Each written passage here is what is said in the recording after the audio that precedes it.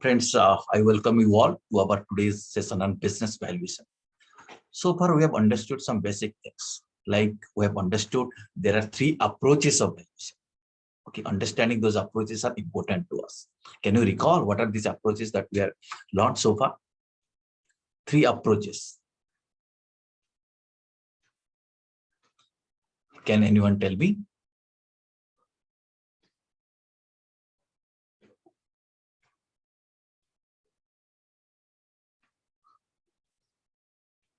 Okay, let me help you. One is, let us say, income approach. Then one more is market approach. Third one is cost approach. Three different approaches are there. Under three different approaches, there are various methods of valuations are there. And we develop various models to implement those methods. So it is important for us before starting any valuation exercise, we need to decide what is the approach we are going to follow. What is the method we are going to adopt? We may adopt a single method, we may adopt a multiple methods also. Okay, on that basis, we'll be developing a model, and that model will be used for valuing a particular asset or a company or a business or even liabilities. All these things can be valued. Okay, but before coming to that, before coming to those approaches, we also need to have an idea about what are the basis of valuation or valuation basis and valuation premises. Okay, this valuation base and valuation premises are little theoretical thing. So we'll be covering it in the subsequent classes. Today, since you are already having some idea about this valuation approaches, today we will be covering two things. We'll be learning some of these valuation models, right? And we'll be also learning some value drivers. That means what are the factors or what are the factors that drive the value of a company or value of a business. We'll have some basic idea about all these things. Okay, going to share the screen with you right now.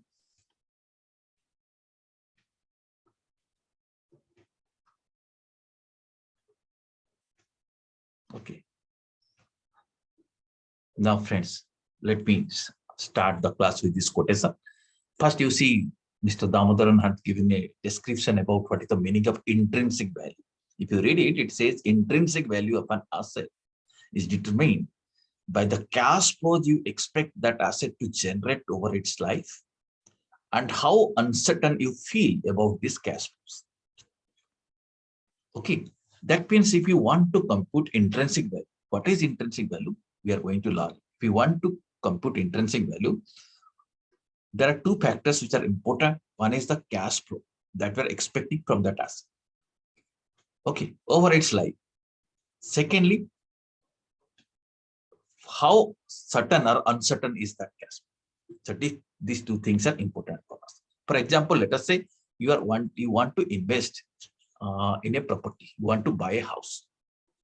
Okay, how you are going to evaluate? So if you are planning that you will be giving that house on rent, then you may evaluate what is the rent you are expecting. Let us say you will be giving it rent for 10 years and 10th year you'll be disposing it off. Then at disposal time, what is the cash flow you'll be getting and what is the rent you'll be getting. So that is important. That will play a very important role in computing the intrinsic value of that property, is it, or that particular asset. Similarly, let us say you are investing in a company. You are investing in a company. You want to hold 20% stake in a company. You want to hold 5% stake in the company, or you want to hold a single equity of a company. Then you must be expecting a cash flow, right? You may expect some dividends, or you may think, okay, I'll be earning dividend up to certain time. After that, if I exit, I'll be getting a price. You'll be disposing of your equity shares. Okay, so some regular income will be getting plus one lump sum we may get when you want to exit out. So these are the cash flows. Anything you buy, okay, anything you buy, you need to know what is the cash flow associated with this. Suppose you are buying a vehicle, you might be thinking, what is the cash flow associated with this? By using this vehicle, how much cost you are going to save? Suppose you don't have a vehicle, then you might have to take a taxi. Since you will be having a vehicle, there will be some cost saving. The cost saving is your cash inflow. So over a period of time, that is across the life of that vehicle, suppose vehicle will last for 10 years. In 10 years, what is the cash inflow you'll be getting? Okay, what is the cash you'll be getting, or what is the cost saving will be earning. And finally, you will be disposing it off. So what is important is the cash flow. And cash flow is related to life. Now, when we are thinking about the cash flow, do you think that cash flows are certain? Or you feel there is some uncertainty element associated with that? Suppose you are buying a house, you think this house will be rented with a per month salary of 10,000. But are you certain that it will go 10,000 rupees rent? It may be 10,000, it may be 11,000, maybe 9,000, maybe 8,000. Sometimes it may be vacant also. Right. So this cash flows involve all these kinds of uncertainty. So when you are arriving at the intrinsic value, we consider all these things. We consider the life, we consider the cash flow, we consider the growth of that entity, growth of that company. Okay, we also consider the uncertainty. So all these things, you can say these are certain factors, or these are the drivers to that value. Okay, got some idea about this? Okay, now friends, once again, let me share the screen with you. That is the meaning of intrinsic value, which we'll understand. Now coming to various models of values. This model, some of these models are important to us. We'll be learning this thing. Before coming to intrinsic value, two simpler things we'll be learning. One is called as the relative valuation.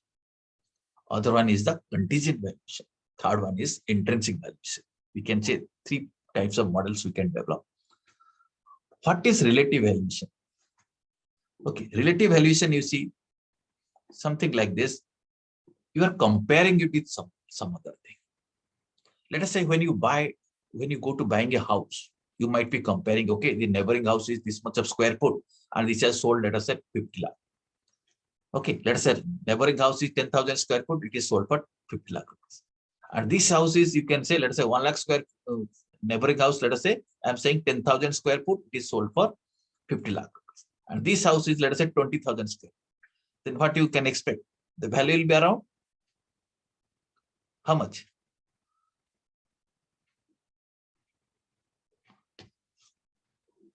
How much? Who can reply? 10,000 square feet, 50 lakh. 20,000 square feet, how much? 1 crore, sir. Is it? Okay. So what you are doing, you are calculating some ratio. Certain criteria you have selected, square foot basis you can. How you are able to do it? Because you feel a comparable asset is available.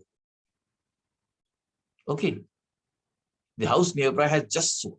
Market is there. When this is available, then only you can compare. But if the data is not available, then you may not be able to use this model. Is it not? Now, if you look at here, if you look at this model, what is relative valuation, how it is done by comparing a business to another business based on certain metrics. These matrices such as maybe EV revenue, or let us say EV EBITDA or PE ratio, right? When I say EV, what I mean is the enterprise value. So I can see what is the enterprise value revenue ratio and what is the enterprise value earning before interest, taxes and depreciation, amortization. I can see what is this figure, what is this ratio, and what is the price earning ratio. I can find out this thing. On that basis, I may decide, okay, company X is having this ratio and its value is this much, and company Y, if this is the ratio, what should be its value? Okay, are you getting it? This is relative values. How it is done? By comparing one company, or comparing one asset with another company. This valuation is based on certain metrics. Okay, enterprise value per revenue, or enterprise value plus EBITDA, enterprise value, or you can say price earning ratio. On that basis, we'll be able to complete the valuation. For example, suppose a company's value is arrived at, let's say 10 times of its earning, suppose 10x of its earning. Another company, say, let us say revenue is different or earning is different. You can also expect value will be 10 times. So by comparing two companies, you'll be able to arrive at a value. Okay, this is called as the relative valuation model. For example, I'm showing you this table. Already earlier, some other classes also I had shown you. You see this thing. Are you seeing? Let us say I'm going to evaluate a construction company. I want to know what is the value of a construction company. So I have to select some peer companies, some companies who are engaged in similar type of construction. Okay, all these companies you are saying, are you able to read it?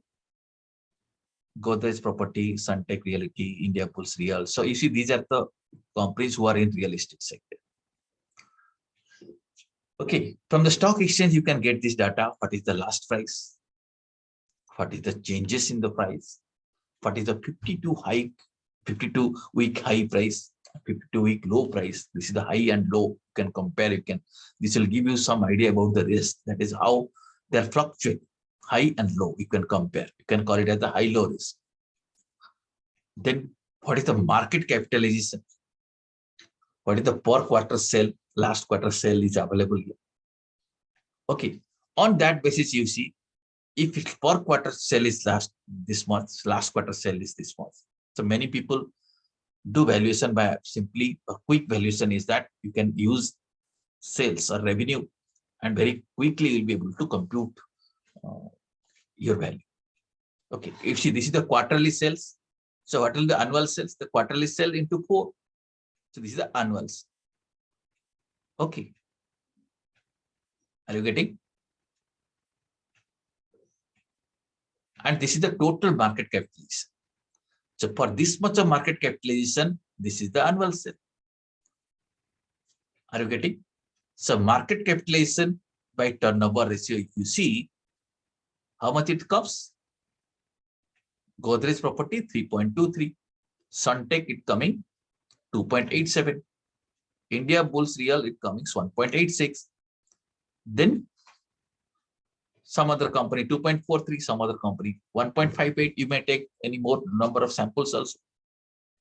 So finally, on an average, you are seeing this factor, this you can say multiplying factor comes to on an average 2.39. Are you getting up to this?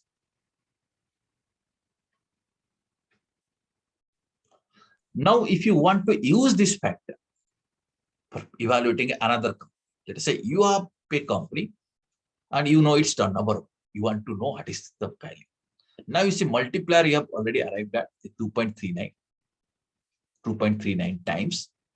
And this company you are valuing, its annual turnover according to latest audited financial statement, it comes to 3625 lakhs. Okay. So value we can derive from this thing 3.26 into 2.39. You can say derived value is 8639. But this company, what you are valuing, it is not a listed company. So what you are doing, you are allowing a discount, which is called as a DLOM. That is called as a discount for lack of market equity. Okay, so you are arriving at entire equity value is this much. Okay, 694. Did you understand this? So is it fixed that for a non-listed company, the DLOM would be 20%? No. That is again judgment of the value. That is again, valuer has to judge that what kind of discount he should give. Okay, it's not necessarily 20%. It may be 20%, 30%, 60%, 80%. That is where judgment lies. Okay, so gradually, when we're learning some other methods, we'll try to understand to some extent how to arrive at that discount rate. Okay, there is no hard and fast rule. There is also no model which will guide you that straightway apply this thing. Okay, authors, international authors have suggested something that you can go up to 20% to 70% discount rate. Okay, so different book writers have suggested. So internationally, that is accepted. That much of discount can be taken. But exactly how much it will be, whether it is 30%, 31%, 32%, you see all these things affects value.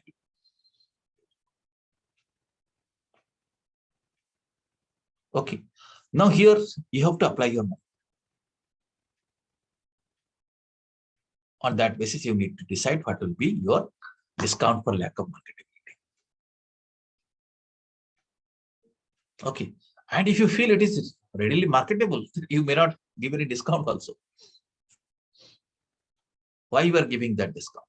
Because a listed company equities, I have compared all this thing, or I have analyzed the data of listed companies. And what happens is a listed company, market value is there, market capitalization is there. At that price, any moment, these equities can be sold. But my company, if I want to sell it today, I may not be able to sell it. I have to find out a buyer. Okay. So I am having that discomfort. Therefore, I am allowing a discount. Okay, that is the purpose. So keeping that purpose in mind, we have to arrive at the discount. Okay. Now, friends, if this task will be given to you, that you select a company, any company you select. Financial statements are available on net. You can download it. Okay, latest audited financial statements are available. Now you have to do a valuation. Let us see how to do it by following this particular model. Okay, so what we will do first, we need some comparable data. Okay, comparable data, you can get it, publicly available data, we can get it from some stock exchange websites. So let me do one thing. Let me take you to a stock exchange website. Let me help you to collect this comparable data so that you can also use that data. So give me a moment.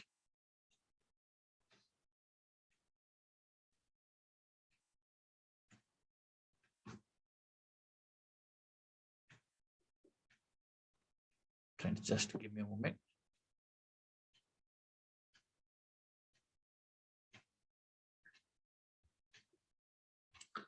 Yeah, you are seeing the Chrome browser on your screen, right? Yes or no? Please keep on responding. Let me take you to BSE India site.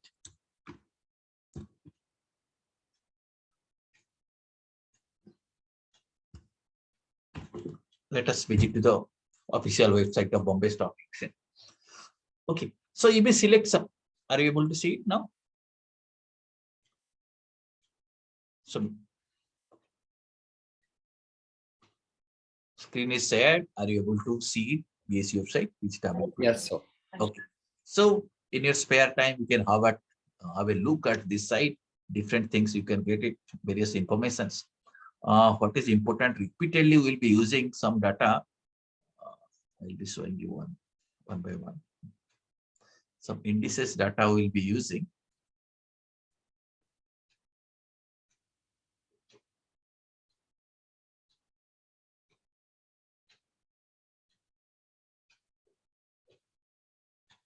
Just give me a moment.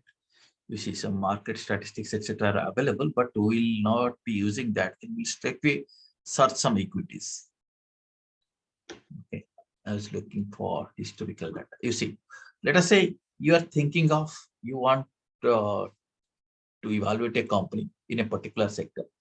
You want to find out some company's data, or you need some data of a similar company. Okay, you can see it's any company. So you may search, let us say I'm searching something like Reliance, anything, any name you can give it.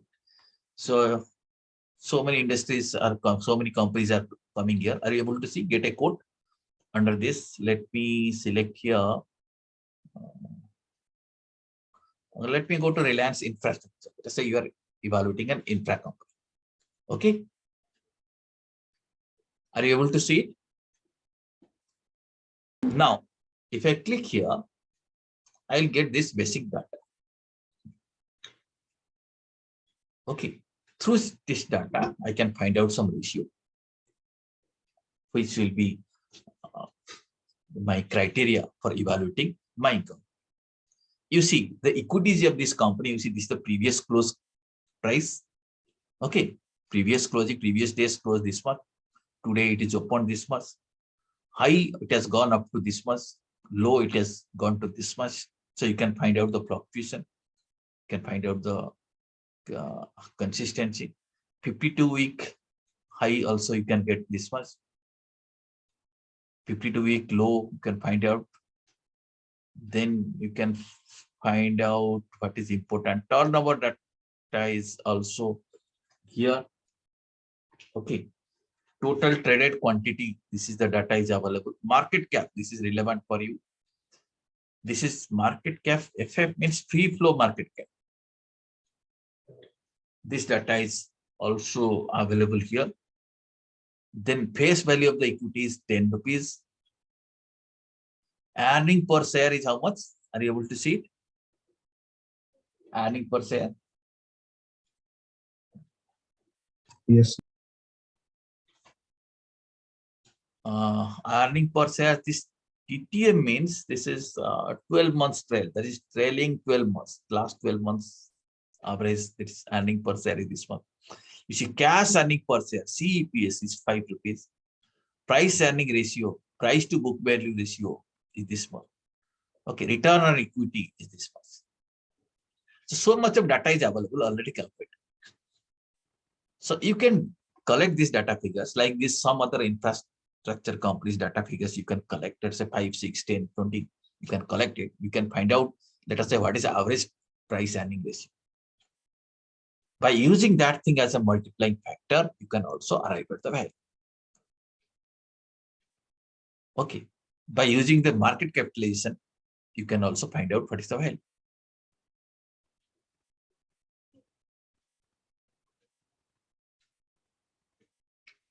Got it? Are you feeling comfortable? Can you do it? Now it is challenges up to you. Challenges given to you. Now you have to arrive at. Okay, not necessarily infrastructure company. You may select telecom company. You may select a pharmaceutical company. You may select a banking company. Right? Collect some samples. Let us say you are collecting 10 samples, 20 samples, 30 samples to the extent possible. So you can collect some ratios. On that basis, you have arrived at the value. Very common method. Many times valuers very quickly able to compute value because industry-wise they know their average price earning ratio, they know. They'll just ask you what is your quarterly sale, what is your last sale. They'll very quickly say, okay, it valuation comes around that. Because something like thumb rule, they have that thing in their mind. Okay, they know if this industry it will go to 10x or 12x or 8x, very quickly they'll be able to calculate. How they're able to do it? Because they're applying a very simple method. They have not evaluated the cash flow in detail. They have not considered the risk and return. Okay, they have some readily usable ratios, multiples. By doing that, they calculate very easily. They will come.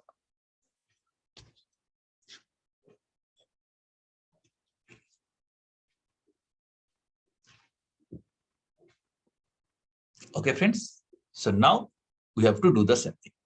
You have to do. Is it clear to you?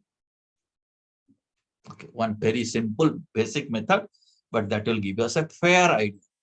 By using that thing, you can also find out which company is overvalued, which company's equities are underpriced, which is overpriced.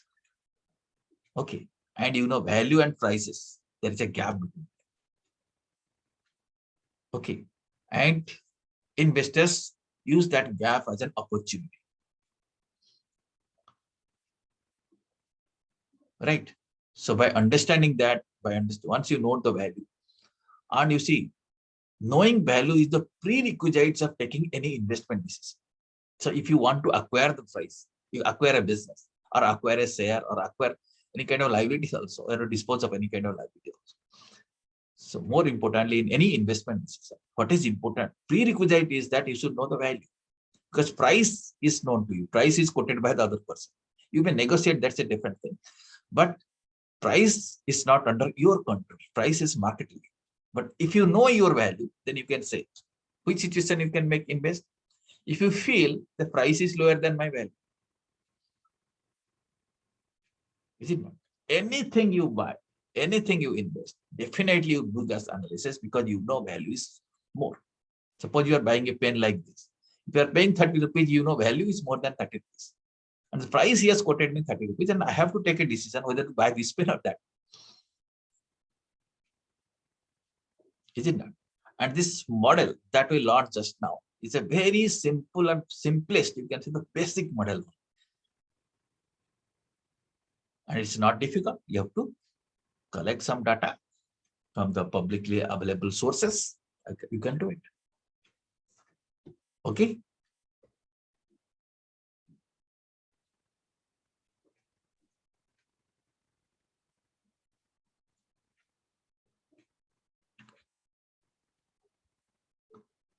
Yes, friends.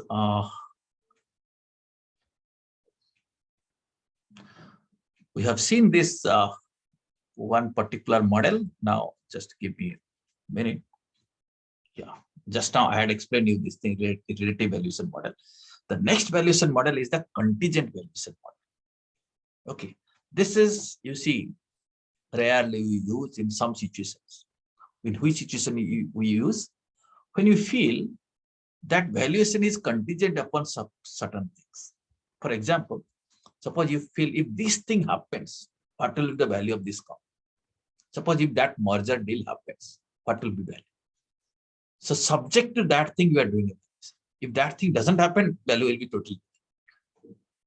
Okay. In that kind of valuation, what we do, we apply something called as the option pricing model. I think you know what are options, futures, all these things. You have idea, is it? So some option pricing model we apply. I'll be showing you some report where option pricing models are applied. Would you like to see? Yes, sir. Okay, just I'm showing you some report of valuation of options. Just give me some time. Let me find it out quickly.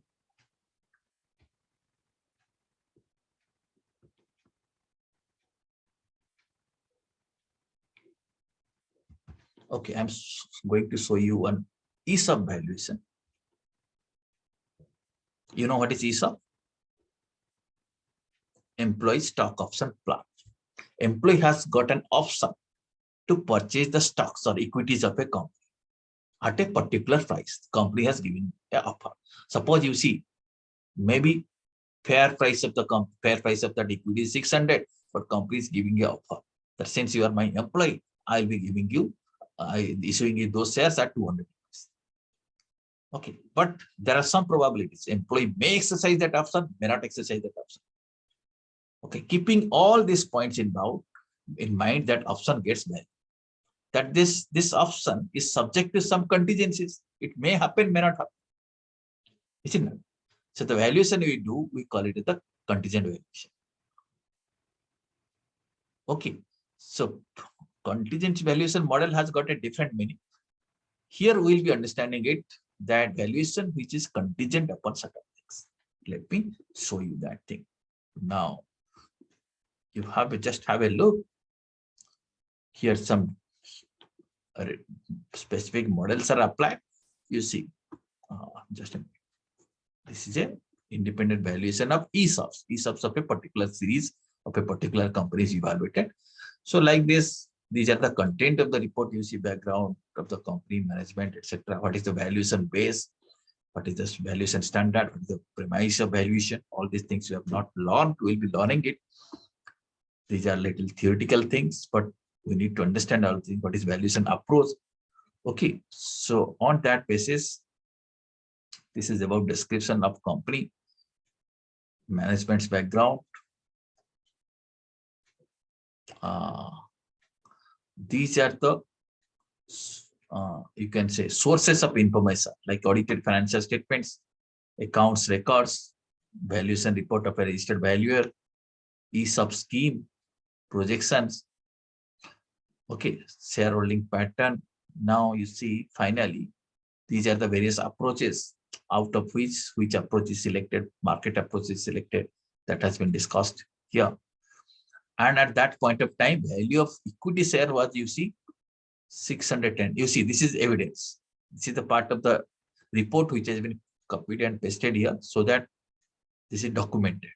Equity shares value is this much, but we are not valuing equity shares now. We are valuing an option. And at that point of time, risk-free rate of return was 3.34%. And this is how the fair value has been arrived at by using Black-Scholes model.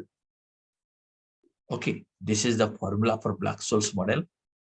Okay, this is a call option. Finally, ESOP valuation has been done.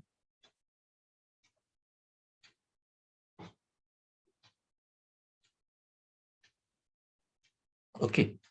And it is computed at 601.23. Equity valuation is different, but option valuation is different. Equity valuation, I think 610, 610.28, but option valuation is 601.2. So here what has happened, since it is an option, so one option valuation model, Black-Scholes model is applied here and option value is arrived. Okay. So in contingent valuation, our value is subject to some contingencies. So in that kind of situation, option valuation models are used. But third category of valuation, which is important to us, and many cases we see here that in fact shows the fair value, is the intrinsic valuation. Here valuation is done on the basis of fundamentals of the company, the fundamentals of the entity, cash flows, growth, risk, all these things we need to understand to do an intrinsic valuation. Okay, three kinds of valuation models, you have some idea. Relative valuation, we have understood in detail. Contingent valuation, we have just understood. One model has to be applied. Intrinsic value, that also will be learning subsequently. Now, friends, this relative valuation model, as you know, that certain matrices has to be applied, like enterprise value revenue ratio or enterprise value earning before interest, tax, depreciation and amortization ratio. Okay, or price earning ratio. By applying this ratio, you need to compute value. Okay, now there are two types of valuation models under this, you can say, relative valuation model. One is which I showed you, that is comparable company analysis or COMPS. Here what will happen, we compare the data of publicly traded companies of similar business operations. The analysis compare that, maybe on the basis of price earning ratio or other ratios, we derive at what is the value of the company. Okay, since data is available for public traded companies, so one can use this method. This is called as the comparable company analysis. This is one type of relative valuation. Okay, there is one more type of relative valuation is also there. That is called as the precedent transaction analysis, which is called as the precedence. How we will do it? Here we will do, we need not find out comparable companies. We'll see what, we'll look at the same company's history. And if there is any transaction, historical transaction, where the entire company is bought and sold.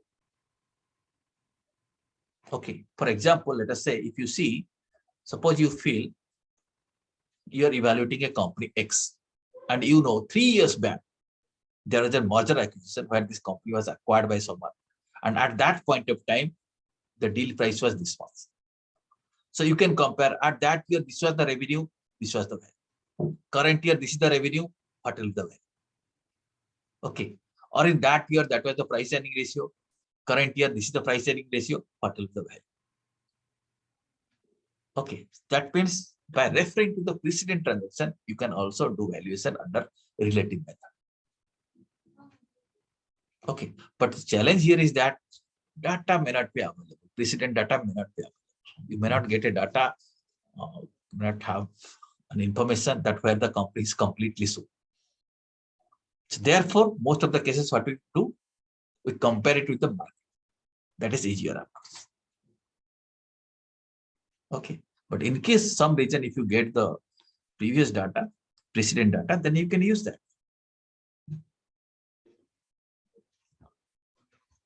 Got it, friends? So I was talking about this relative valuation. You see again under this, there are two models. Then contingent valuation we have seen, intrinsic valuation will be learning in detail.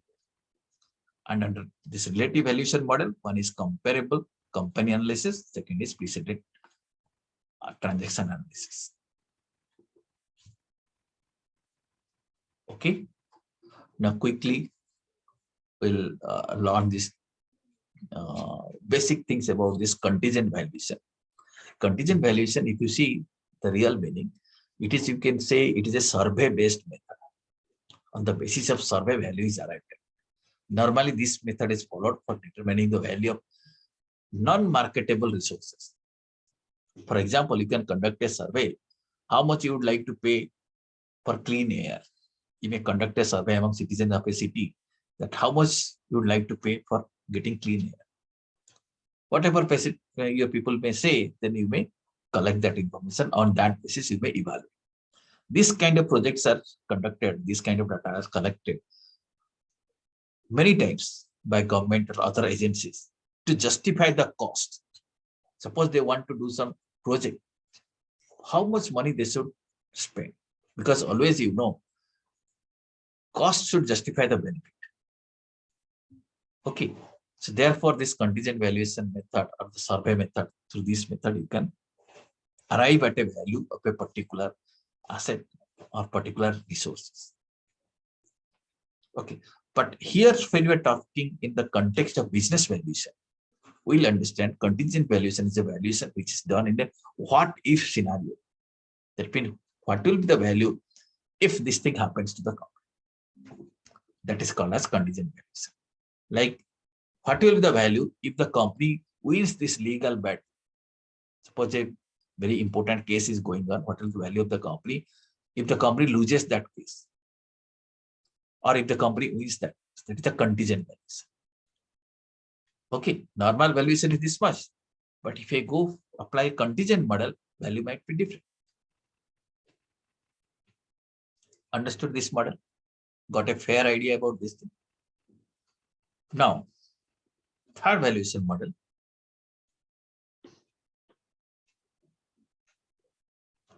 Which is your intrinsic valuation model. Here, there are many challenges of the many parameters which you require. What is intrinsic value? You can say it's the real value. The price a rational investor is willing to pay given its level of risk. That means at a particular level of risk, what is the price a rational investor is going to pay? That is intrinsic value. How that is arrived at? They arrived at by evaluating the future cash flows.